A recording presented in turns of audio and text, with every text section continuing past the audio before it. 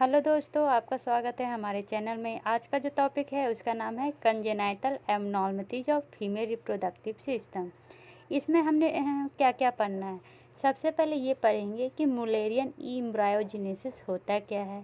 उसके बाद मुँह से 3 स्टेज प्रोसेस पढ़ेंगे। न्यूबॉर्न एक्सटर्नल जेनिटैलिया का एग्जामिनेशन कैसे करते हैं ये पढ़ेंगे।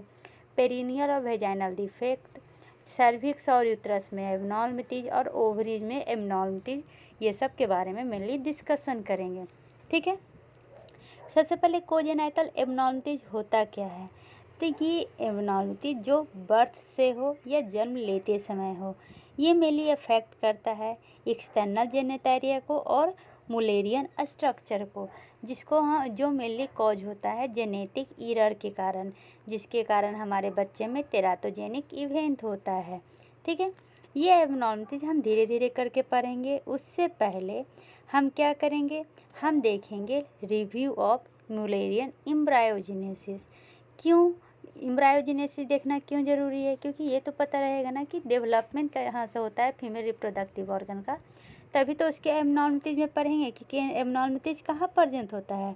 तो फीमेल के लाइफ में, बर्थ में, बिफोर पुबर्टी या ऑनसेट ऑफ मेंसेस में प्रॉब्लम हो सकता है, या ड्यूरिंग प्रेगनेंसी, ये सब के समय में कोजेनाइटल एनोमलीज देख सकते हैं। मेनली ये क्या होता है, एसिम्प्टोमेटिक होता है। ठीक है, यहाँ तक समझने में कोई प्रॉब्लम नहीं है। ठीक है, चलिए आते हैं। सबसे पहले मुलेरियन एम्ब्रायोजेनेसिस। मुलेरियन से ही क्या होता है, फीमेल रिप्रोडक्टिव सिस्टम का डेवलपमेंट होता है। इसमें भी 2 होते हैं।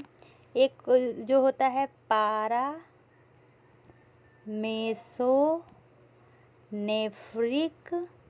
डक्ट, जिससे मेनली मुलेरियन डक्ट का डेवलपमेंट होता है, और एक होता है मेसोनेफ्रिक डक्ट, जिसको कहते हैं वोल्फेरियन डक्ट का डेवलपमेंट करता है।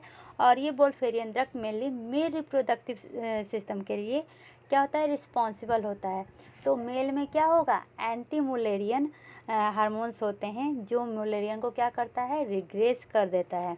तो फीमेल में क्या होंगे, तो फीमेल में होता है मुलेरियन हार्मोन्स, लेकिन मेल में मुलेरियन हार्मोन्स नहीं होते हैं। ठीक है।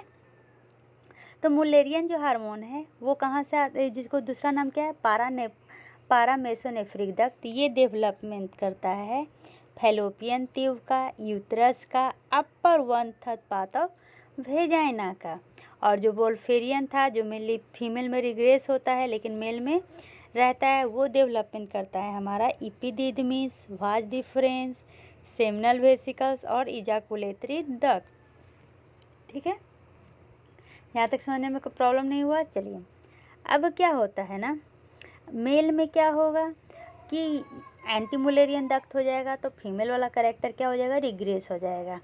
और फीमेल में क्या होता है, वोल्फेरियन वाला डक्ट रिग्रेस हो जाता है, और मेल कैरेक्टर क्या होगा, नहीं डेवलपमेंट होगा। तो ये होता कब है, ये मेनली 6 वीक में देखने को मिलेगा। कब, 6 वीक में।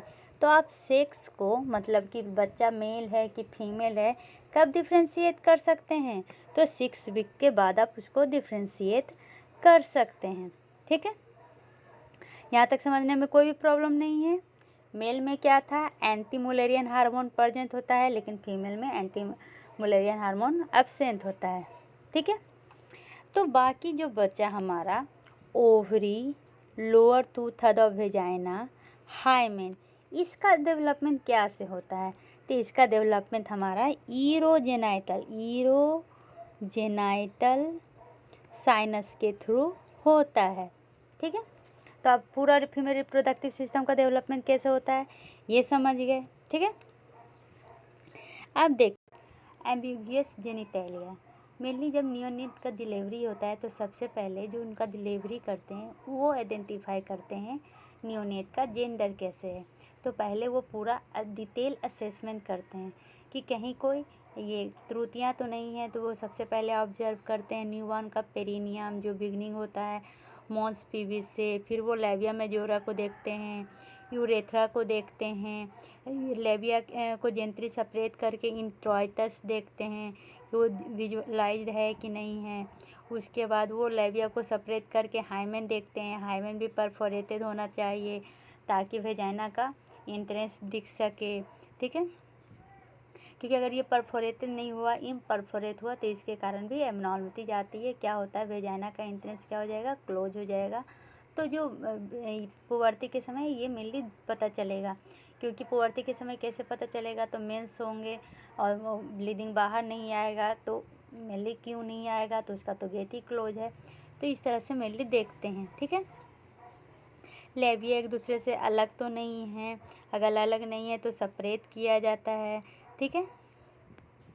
और कैसे ट्रीट किया जाता है, तो एप्लीकेशन ऑफ एस्ट्रोजन क्रीम जो भेन मेडिकली इंडिकेटेड। उसके बाद पीछे में देखते हैं कि लेबिया फ्यूज किया हुआ है फोर्चिटे से कि नहीं, posterior to the perineum body rectum जो है वो विजुलाइज होता है कि नहीं है, उसके बाद वो परफोरेट है कि नहीं है, मिकोनियम स्टैनिंग देखते हैं रेक्टम के चारों तरफ है कि नहीं, क्योंकि यही एविडेंस होता है परफोरेशन का।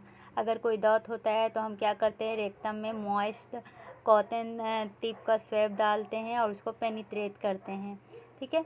पल्पेशन देखेंगे कहाँ पे, तो इंग्यूनल एरिया में और लेबिया में कोई मांस है कि नहीं है, ये सब मेनली ऑब्जर्व किया जाता है। अब मान लीजिए कि न्यूबॉर्न में एम्बिग्यूअस जेनेटेरिया रहा, तो इसको क्या कहेंगे, ये मेनली क्या में एबनॉर्मलिटीज होगा, तो क्लिटोरिस, यूरेथ्रा, लेबिया, इंट्रोइटस, ठीक है। तो जैसे ही पता चले वैसे ही इवालुएशन स्टार्ट कर देना चाहिए। आजकल इसको एक टर्मिनोलॉजी दिया गया है जिसको हम कहते हैं डिसऑर्डर ऑफ सेक्सुअल डेवलपमेंट, जिसको शॉर्ट फॉर्म में DSD कहा जाता है। ये मेनली होता क्यों है, इन यूटेरो एंड्रोजन एक्सपोजर के कारण, या तो ये बहुत ज़्यादा एक्सपोजर हो गया है या बहुत कम एक्सपोजर हुआ है, जो मेनली एक्सटर्नल जेनेटालिया के डेवलपमेंट को इफ़ेक्ट करता है। फीमेल मेनली XX कैरियोटाइप की होती है, तो इसमें क्या हो सकता है, अगर ये ज़्यादा एंड्रोजन हो गया तो उसमें मैस्कुलराइजेशन हो सकता है, ठीक है। और अगर मेल है, अगर मेल में ज़्यादा हो गया तो उसमें विरलाइजेशन देखने को मिल सकता है। तो इसको हम क्या कर सकते हैं, disorder of sexual development.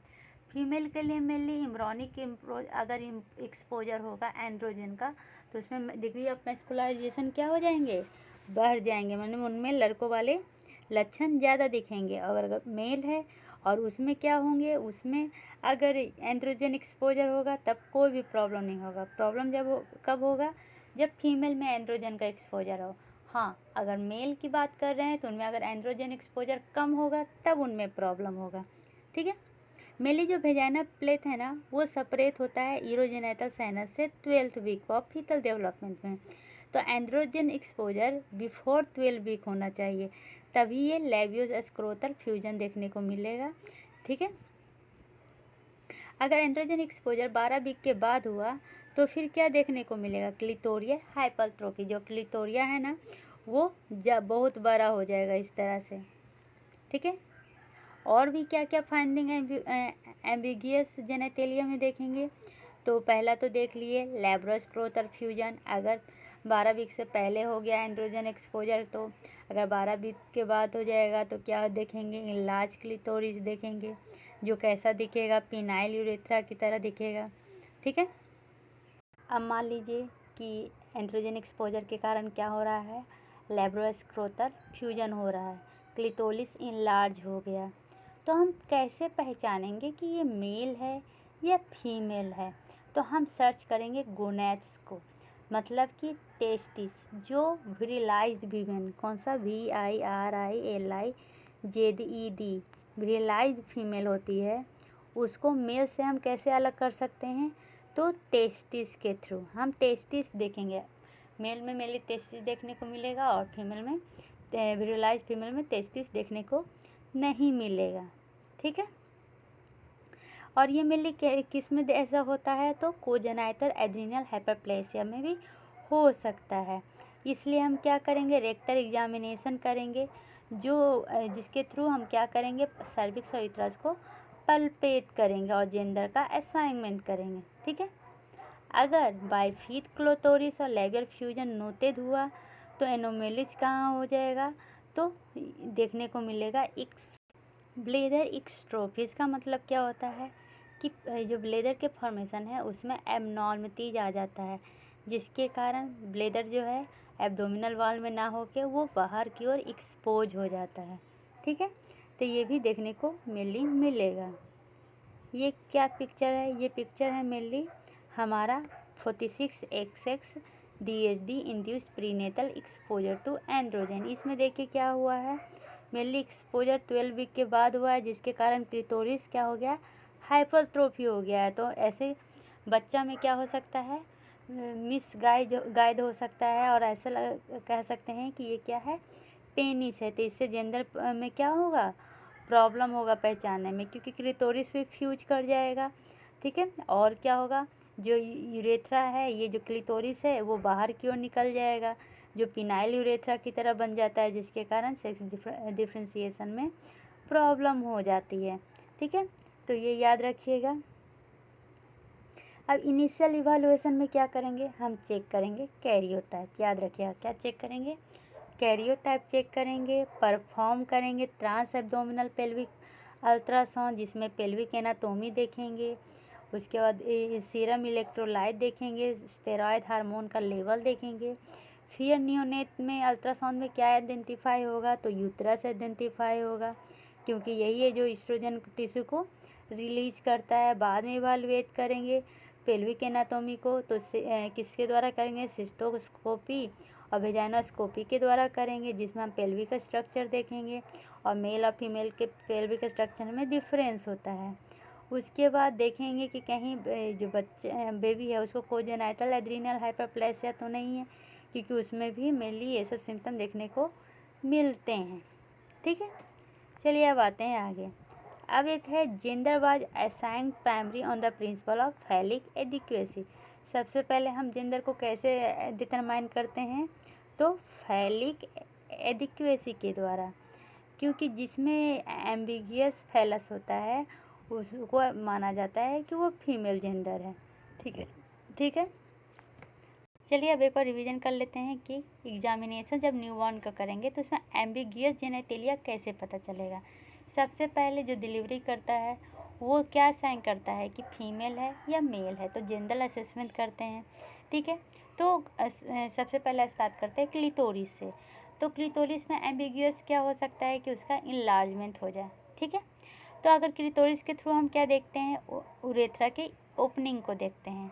Labia में क्या देखते हैं कि वो एक दूसरे से सेपरेटेड है कि नहीं, और फिर उसको सेपरेट करके हम देखते हैं इंट्रॉइटस।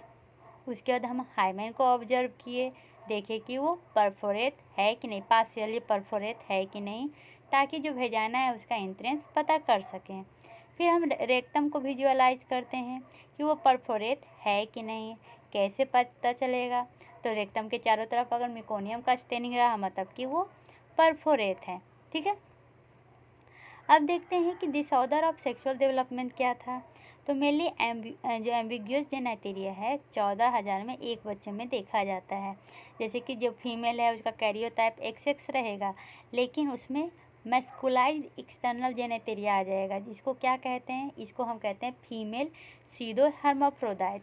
मतलब कि वो फीमेल है अंदर से, लेकिन बाहर से क्या हो रहे हैं, उनके जो सेकेंडरी एक्सटर्नल कैरेक्टर हैं वो दब जा रहे हैं। क्यों, क्योंकि एंड्रोजन का एक्सपोजर हो जा रहा है। और इसका मोस्ट कॉमन कॉज क्या है, तो कोजेनाइटल एड्रीनल हाइपरप्लेसिया। ठीक है, उसके बाद हम देखेंगे टाइमिंग कि मैस्कुलाइजेशन कब हो रहा है, 12 वीक के पहले हो रहा है या 12 वीक के बाद हो रहा है। मेनली जो हमारा क्लिटोरिस है या वेजाइना है वो यूरोजेनाइटल साइनस से कब सेपरेट होता है, 12th वीक में सेपरेट होता है। तो अगर एंड्रोजन एक्सपोजर आफ्टर दिस हुआ तो क्या होगा, क्लिटोरिया हाइपरट्रोफी देखने को मिलेगा। ठीक है, पेरिनियल एंड हाइमेनल एनोमेलीज, इसमें सबसे पहले हम जानेंगे क्लिटोरियल एनोमेलीज के बारे में। तो जो एडल्ट फीमेल होती है उसमें क्लिटोरिस कितना लॉन्ग और कितना वाइड होता है। तो मेनली जो क्लिटोरिस है 1 से 1.5 सेंटीमीटर लॉन्ग और 0.5 सेंटीमीटर वाइड होता है, और ये इरेक्ट नहीं होता है, खड़ा नहीं होता है। ठीक है, ग्लैंस जो होता है वो पार्शियली कवर्ड होता है हुक ऑफ स्किन से। यूरेथ्रा ओपन होता है near the base of the clitoris. अब जो एबनॉर्मलिटीज है क्लिटोरिस में वो यूजुअली जो अनयूजुअल है, मतलब देखने को नहीं मिलता है। मेनली जो क्लिटोरिस है वो एंड्रोजन के स्टिमुलेशन से इनलार्ज हो जाता है। यही एबनॉर्मलिटीज मेनली देखने को मिलता है। और वो कैसा दिखता है, तो जो पेनिस होता है उसके जैसा दिखता है, इसलिए उसको पिनाइल यूरेथ्रा कहते हैं। ठीक है। अब मान लीजिए एक है कि क्या हो गया, जब बहुत ज़्यादा एंड्रोजन का स्टिमुलेशन हो गया जिसके कारण लेविया का फ्यूजन हो गया। अब लेविया का फ्यूजन हो जाएगा तो ये मेनली किस में देखा जाता है, या तो कोजेनाइटल एड्रीनल हाइपरप्लेसिया ऐसा इन्फेक्शन जिसको कोजेनाइटल एड्रीनल हाइपरप्लेसिया है, या जो एक्सपोज हुए हैं एक्सोजीनस या इंडोजीनस एंड्रोजन से। ठीक है। तो उनका जो अपीयरेंस होगा थोड़ा मोड़ा मेल की तरह होगा और क्लिटोरिया में क्या होंगे, हाइपरट्रोफी देखने को मिलेगा। देखिए इस तरह से क्लिटोरिया क्या हो जाएगा, इनलार्ज हो जाएगा। देखिए इनलार्ज हो गया ना, ऐसा लग रहा है कि बच्चा मेल का जो पेनिस है वो अंदर डेवलप्ड है। ठीक है, यहाँ तक समझने में कोई भी प्रॉब्लम नहीं है। देखिए इसी तरह से हमारा मेनली फीमेल में हो जाता है। तो जो ये वाला है ये क्लिटोरोमेगाली है, पोस्टीरियर लेबियल फ्यूजन के कारण ये हुआ है। ये जो नियोनेट्स हैं ये मेनली कोजेनाइटल एड्रीनल हाइपरप्लेसिया के पेशेंट हैं। इधर जो दिख रहा है ये एम्बिगियस डेवलपमेंट हुआ है जेनाइटल पाथ का, इसमें पार्शियल एंड्रोजन इनसेंसिटिविटी हो गई है। ठीक है, ये एग्जाम्पल है हमारा बाइफिड क्लिटोरिस का। बाइफिड क्लिटोरिस क्या है, ये मेनली देखा जाता है जो पेशेंट में जो ब्लेडर होता है वो एक्सट्रोफी मतलब बाहर में ही डेवलप्ड हो जाते हैं। जो मोस्ट फीमेल पेशेंट हैं उनमें जो ब्लेडर एक्सट्रोफी है वो मेनली एसोसिएटेड होता है रिप्रोडक्टिव ट्रैक एनोमेलीज में। इस केस में मेनली एंटीरियर रोटेशन और शॉर्टनिंग ऑफ वेजाइना किया जाता है। इसमें जो है लेविया फ्यूजन क्या है, कॉमन है। ठीक है, तो ये मेनली आप बाइफिड क्लिटोरिस के बारे में समझ गए। अब आते हैं लेविया फ्यूजन। लेविया फ्यूजन में क्या देखने को मिलता है, मेनली जो बेबी जो है कोजेनाइटल एड्रीनल हाइपरप्लेसिया होता है उसमें लेवियल फ्यूजन देखने को मिलता है। ये मोस्ट कॉमन फॉर्म होता है कोजेनाइटल एड्रीनल हाइपरप्लेसिया का। ये क्यों होता है, ये इनबॉर्न एरर है। क्यों एरर है इनबॉर्न, तो इसमें एक एंजाइम है जिसकी डिफिशियंसी हो जाती है 21 हाइड्रोक्सीलेज एंजाइम की डिफिशियंसी हो जाती है जिसके कारण मेनली लेवियल फ्यूजन देखने को मिलता है। ये ऑटोजोमल जो कोजेनाइटल एड्रीनल हाइपरप्लेसिया या ऑटोजोमल रिसेसिव जीन जो मेनली क्रोमोजोम नंबर 6 पे होती है उसके कारण होता है। ठीक है, यहाँ पर देखिए आपको यहाँ पे देखने को मिल जाएगा मेनली जो है हमारा कोलेस्ट्रॉल क्या में डेवलप्ड होता है, कोलेस्ट्रॉल डेवलप्ड होता है ये प्रेग्निलोन में। प्रेग्निलोन से प्रोजेस्ट्रॉन, प्रोजेस्ट्रॉन से फिर इस तरह से एल्डोस्टेरोन का फॉर्मेशन होता है और इधर प्रोग्निलोन से फिर कॉर्टिसोल का फॉर्मेशन होता है, फिर इधर दिया का, इधर एंड्रोस्टेरियन का फॉर्मेशन होता है। ठीक है, लेकिन अगर मान लीजिए कि क्या है हमारा जो एंजाइम है उसकी डिफिशियंसी हो जाए, इधर ये बने ही नहीं, ये वाला ब्लॉक हो जाए तो ज़्यादा क्या बनेगा, एंड्रोजन बनेगा ना। तो कोजेनाइटल एड्रीनल हाइपरप्लेसिया में यही देखा जाता है मेनली यहाँ पर ये दोनों ब्लॉक हो जाता है तो ये इधर कन्वर्ट होने के बजाय इधर कन्वर्ट होना चालू हो जाता है जिसके कारण एंड्रोजन ज़्यादा हो जाते हैं और जिसके कारण ये सब एब्नॉर्मलिटीज देखने को मिलता है। कोजेनाइटल एड्रीनल हाइपरप्लेसिया, इसको शॉर्ट फॉर्म में हम CAS भी कहते हैं। ये डेमोन्स्ट्रेटेड होता है बर्थ के समय और इसके कारण क्या होता है, एम्बिगियस जेनाइटल पाथ का डेवलपमेंट होता है। मेनली जेनेटिक फीमेल में प्रेजेंट होता है, बाद में ये चाइल्डहुड में दिखता है। इसमें 75% न्यूबॉर्न में क्या देखने को मिलेगा, तो adrenal crisis, neonatal adrenal crisis देखने को मिलेगा। और जैसे कि सोडियम लॉस, क्योंकि यहाँ पर एल्डोस्टेरोन एब्सेंट है। देखिए ये क्या हो रहा है, प्रेग्निलोन से प्रोजेस्टेरोन बन रहा है, प्रोजेस्टेरोन से फिर एंजाइम से फिर धीरे धीरे वो क्या बन रहा है, एल्डोस्टेरोन बन रहा है। लेकिन यहाँ पर ब्लॉक हो गया है जिसके कारण एल्डोस्टेरोन और कॉर्टिसोल कम बनता है मेनली किसमें, कोजेनाइटल एड्रीनल हाइपरप्लेसिया में। माइल्ड केसेस में देखा गया है कि एब्नॉर्मलिटीज मेनली बोन मैचुरेशन के कारण होता है जिसके कारण जो स्ट्रक्चर होता है वो शॉर्ट हो जाते हैं। ठीक है, इसमें मेनली 2 एंजाइम की डिफिशियंसी देखने को मिली है। एक है कौन सा, तो 21 हाइड्रोक्सी डिफिशियंसी। कौन सा? 21 हाइड्रोक्सी डिफिशियंसी। और दूसरा कौन सा है? 3B hydroxy asteroid dehydrogenase deficiency. Mainly 2 enzyme की डिफिशियंसी होती है, जिसके कारण ये क्या होता है, एल्डोस्टेरोन और कोर्टिसोल बनने के समय के बजाय क्या बन जाता है? तो मेनली एंड्रोजन ज़्यादा बन जाता है। ठीक है, ये देखिए 11 ईयर की गर्ल है जिसमें क्लिटोरिस क्या है? इनलार्ज है, जिसको हम कहते हैं क्लिटोरोमीगैली। और थिक जेनाइटल हेयर है, इसमें फेशियल हेयर देखने को मिल रहा है। ये मेनली क्यों है? तो 21 हाइड्रोक्सिलेज डिफिशियंसी के कारण ये मेनली देखने को मिलता है। ठीक है, यहाँ तक समझने में कोई भी प्रॉब्लम नहीं। अब आते हैं हाइमेनल एनोमेलीज में। हाइमेन में क्या क्या एनोमेलीज हो सकता है? तो हाइमेन में एनोमेलीज पढ़ने के पहले हमें पढ़ना पड़ेगा हाइमेन का एम्ब्रायोलॉजी। तो इसमें जो पहला एनोमेलीज देखने को मिलता है वो है इम्परफोरेट हाइमेन। क्या होता है ना, मान लीजिए कि ये वेजाइना है, तो वेजाइना पे ये पूरी तरह इस तरह से हाइवन आ जाता है, इसमें कोई भी छेद नहीं रहता है, जिसके कारण जब पुबर्टी आती है तभी जो वेजाइन से जो ब्लड है वो बाहर नहीं निकल पाते, क्योंकि इस तरह से वेजाइना पूरी तरह से कवर होती। पहले चलिए हाइमेन का एम्ब्रायोलॉजी पढ़ते हैं। हाइमेन क्या है? रिप्रेजेंट होता है junction of sinovaginal bulb with the urogenital sinus. आपको पता है कि हमारा क्या है, मेनली जो हाइमेन है, जो वेजाइना है, वेजाइना का अपर 1/3 पार्ट मेनली मुलेरियन से होता है, लोअर 2/3 पार्ट यूरोजेनाइटल साइनस के कारण होता है। और ये जो हाइमेन है वो कहाँ पे पाया जाता है? जंक्शन पे पाया जाता है साइनोवेजाइनल बल्ब के। तो ये मेनली क्या का बना होता है? तो ये कंपोज होता है endoderm from the urogenital sinus epithelium. Urogenital sinus के एपिथेलियम के अंदर वाला लेयर से ये बना होता है। हाइमेन नॉर्मली ओपन कहाँ पे होता है? तो वेजाइनल कैनाल और वेस्टिब्यूल के बीच में पाया जाता है। इस पर परफोरेशन नहीं होगा तो हम उसको क्या कहेंगे? इनपरफोरेट कहेंगे। ठीक है, यहाँ तक समझने में कोई भी प्रॉब्लम नहीं है। अब इसका प्रेजेंटेशन क्या होगा? तो प्राइमरी एमेनोरिया देखने को मिलेगा, क्योंकि क्या है, जो जिसके थ्रू मेंस आते हैं वेजाइनल वही क्या है, कवर है, तो उसके थ्रू ब्लड नहीं आ पाएगा। पुबर्टी के समय में मेनली जो पेशेंट है वो साइक्लिक क्रैम्प फील करेगा, लेकिन कोई भी मेनिस्ट्रुअल फ्लो नहीं होगा। उसमें क्या हो सकते हैं? तो हेमाटोकोलेप्स या हेमाटोमेट्रा हो सकता है। जो मेनिस्ट्रुअल फ्लो है वो दोबारा वापस ट्यूब में जा सकता है, जिसके कारण क्या हो जाएगा, एंडोमेट्रियल इम्प्लांट देखने को मिलता है। ठीक है, डायग्नोसिस कैसे करेंगे? तो डायग्नोसिस में लिए हम हिस्ट्री या देखेंगे कि इंटोरियस में क्या है, एक बल्जिंग मेम्ब्रेन प्रेजेंट है। ट्रीटमेंट हम क्या करेंगे? तो हाइमेन को हम क्रूशिएट इंसिजन करेंगे, उसमें छेद करेंगे। हेमोस्टेटिस मेनली सिक्योर करता है फाइन सूचरिंग में। और ये देखिए क्या है, हमारा ये नॉर्मल हाइमेन होता है, थोड़ा सा परफोरेट होता है, लेकिन इनकम्प्लीट परफोरेशन में देखिए इतना। सेप्टेट में क्या होता है, बीच में सेप्ट बन जाता है। ये क्रीवरी फॉर्म हाइमेन में क्या होगा, इस तरह का छेद होगा।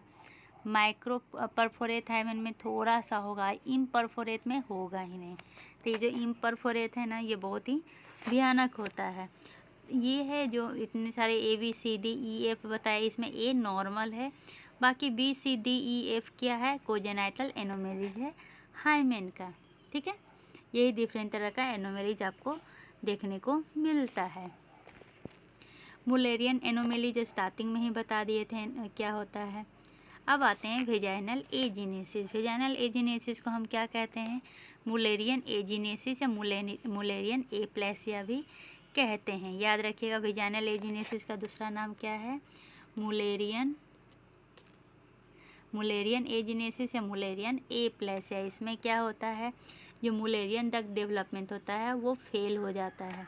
ठीक है, इस कंडीशन को हम मेयर रोकिंस्काई क्यूचर हॉसर सिंड्रोम भी कहते हैं। देखिए नाम लिखा गया है, ये मेनली 4 फिजिशियन के नाम पे है, क्योंकि 4 फिजिशियन ने खोजा था।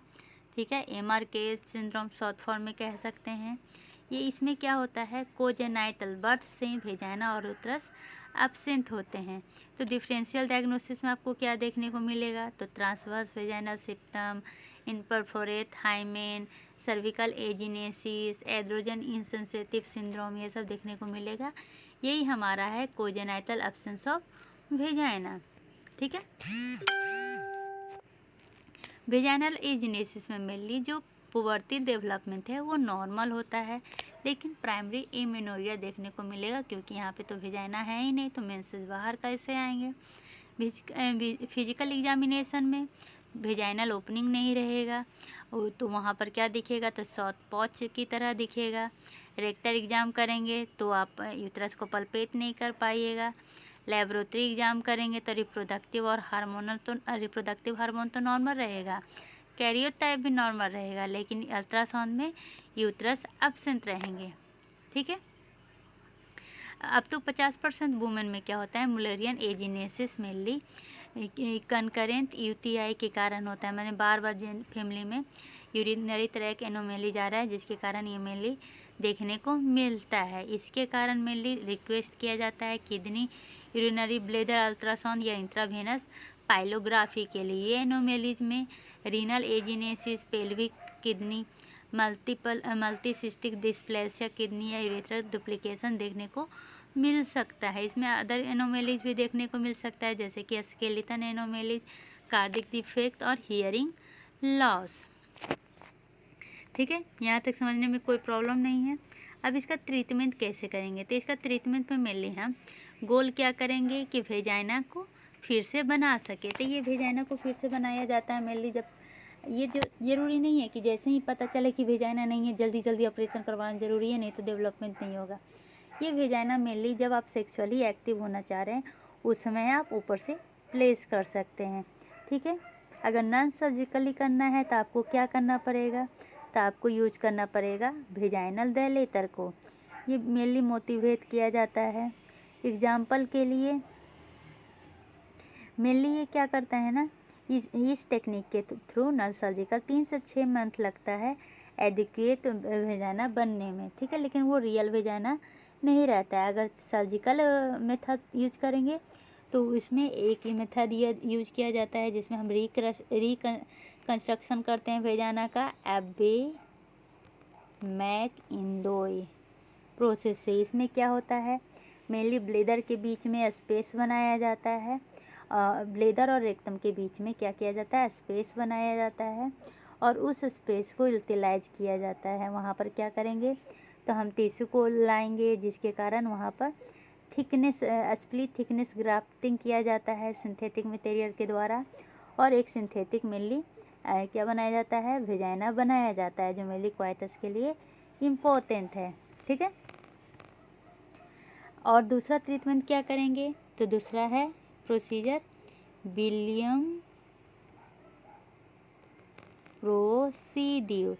इसमें क्या है, नियो वेजाइना बिल्ट किया जाता है लेविया स्किन में, जिसके कारण जिसमें क्या हो, वेजाइनल पॉज हो और ये एक्सिस डायरेक्टली पीछे की ओर किया जाता है।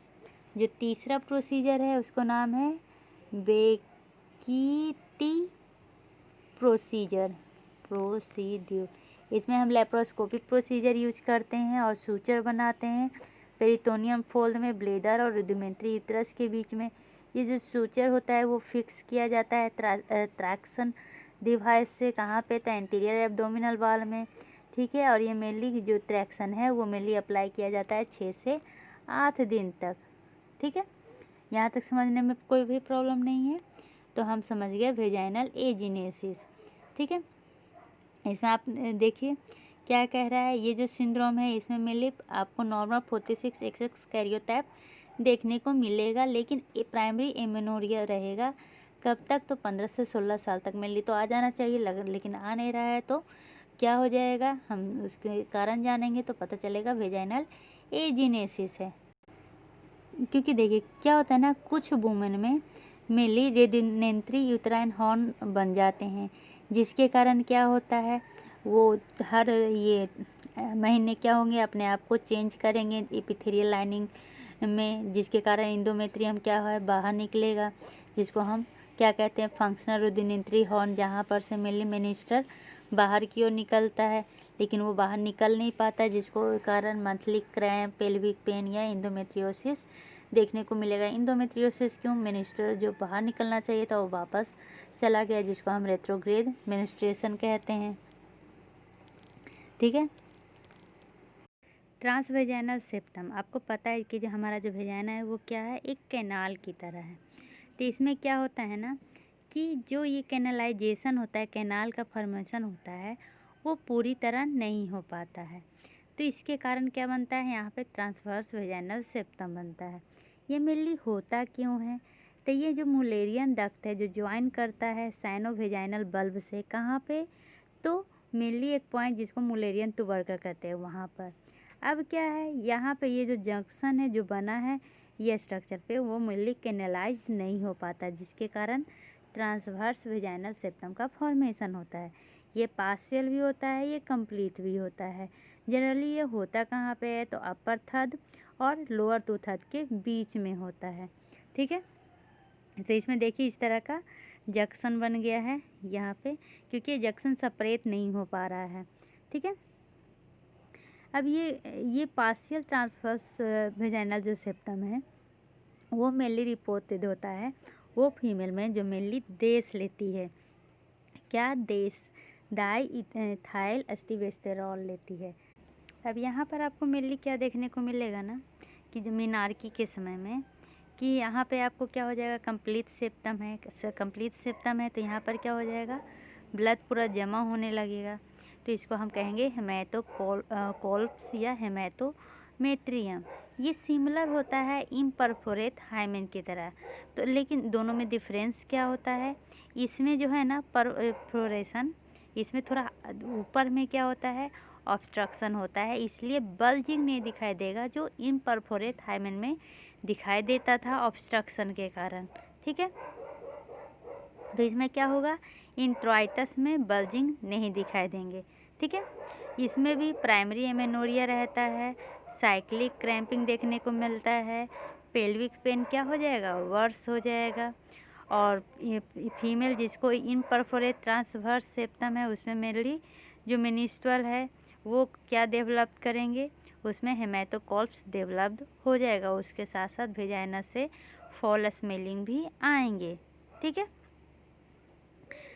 ये जो ट्रांसवर्स वेजाइनल सेप्टम है ना, इसका थिकनेस 1 सेंटीमीटर से कम भी हो सकता है या 2 सेंटीमीटर से बड़ा भी हो सकता है। तो अगर थीन है, पतला वाला है, तो हम सिंपली क्या करेंगे, जो सेप्टल टिश्यू है उसको ये इंसीजन करके बाहर निकाल देंगे और फिर वो नॉर्मल वेजाइना की तरह काम करने लगेगा। ठीक है। लेकिन अगर क्या है, अगर यही ठीक है तो ठीक के लिए ये करना ज़्यादा डिफ़िकल्ट होगा, क्योंकि एक बार जब सेप्टम को हम काटेंगे तो टिश्यू ग्राफ्ट करने में प्रॉब्लम होगा, क्योंकि वहाँ पर डिस्टेंस क्या हो जाएगा, बहुत ज़्यादा बन जाएगा।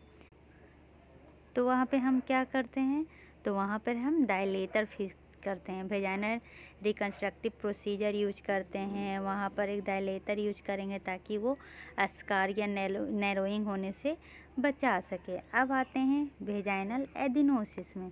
वेजाइनल एडिनोसिस में क्या, वेजिनाइलर एडिनोसिस जो है ना, ये बेनाइन एबनॉर्मलिटीज है वेजाइना का।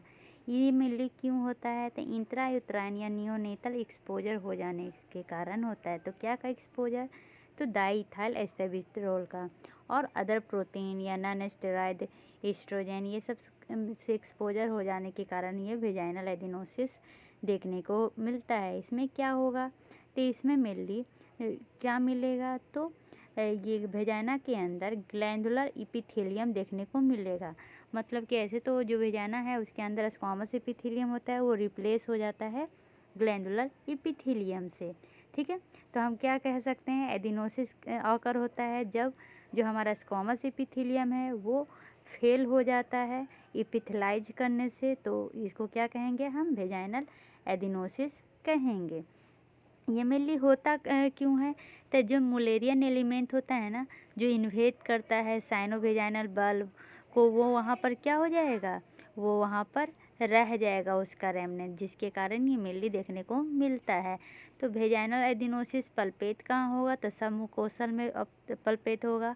ऑब्जर्व कहाँ पे करेंगे, तो सरफेस पे मेनली इसको ऑब्जर्व करेंगे। ठीक है। चलिए अब देखते हैं एबनॉर्मलिटीज ऑफ द सर्विक्स। इसमें हम मेनली क्या क्या देखेंगे, तो सर्विकल डुप्लीकेशन, दूसरा सेप्टेट सर्विक्स, तीसरा क्या होगा, तीसरा होगा सर्विकल एजिनेसिस, चौथा सर्विकल हाइपोप्लेसिया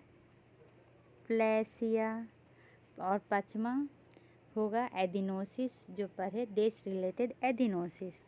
ये जो सर्विकल एनोमेलीज है ये मेनली ऑकर होता है यूट्राइन या वेजाइनल एनोमेलीज के साथ। कभी कभी ये अकेले भी होता है लेकिन मेनली ये इन दोनों के साथ ही होता है। ये क्यों होता है? क्योंकि जो मुलेरियन डक्ट है वो फ्यूज नहीं कर पाते हैं या डेवलप नहीं कर पाते, या डेवलप करते हैं तो इनकम्प्लीटली करते हैं, ठीक है। और या तो सर्विकल का डुप्लीकेशन होता है या सर्विक्स बनता ही नहीं, सर्विक्स डबल हो जाते हैं या सर्विक्स बनता ही नहीं है। जो सर्विकल डुप्लीकेशन है वो क्यों होता है? क्योंकि जो सर्विक्स है वहाँ पे मिड लाइन में क्या हो जाएंगे, एक सेप्टेट बन जाएगा जिसके कारण वो दोनों एक सर्विक्स दो पार्ट में सेपरेट हो जाता है, ठीक है। तो ये मेनली सर्विकल डुप्लीकेशन का result two separate and distinct cervix और two cervix that are fuse in the midline. मतलब कि या तो सेपरेट सर्विक्स होगा या दो सर्विक्स क्या होगा बीच में फ्यूज हो जाएगा इस तरह से, तो लगेगा कि दो सर्विक्स है, ठीक है।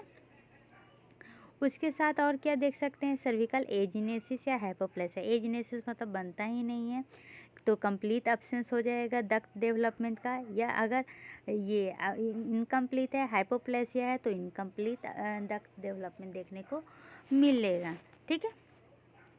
तो इसमें कौन कौन से सिम्टम देखने को मिलता है, तो वही मेनिस्ट्रुअल फ्लो ऑब्स्ट्रक्शन होगा, साइक्लिक या क्रोनिक पेन देखने को मिलेगा और हेमेटोमेट्रा देखने को मिलेगा। ये सब रेयर एनोमेलीज में आता है, ठीक है। तो हम देखेंगे कैसे अल्ट्रासाउंड या एमआरआई के द्वारा मेनली एनाटॉमिकल डिसऑर्डर रहेगा तो उससे पता चलेगा।